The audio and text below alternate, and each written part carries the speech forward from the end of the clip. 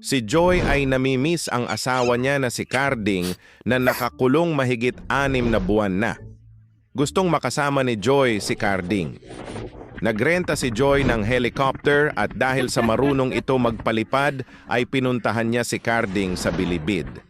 Nang nasa itaas na ng bilibid, ihinulog ni Joy ang hagdan. Saktong pinapalibutan si Carding ng mga pulis, ngunit may bomba si Carding sa kamay kaya hindi ito malapitan. Agad na sumabit si Carding sa hagdan at agad sila na tumakas ni Joy.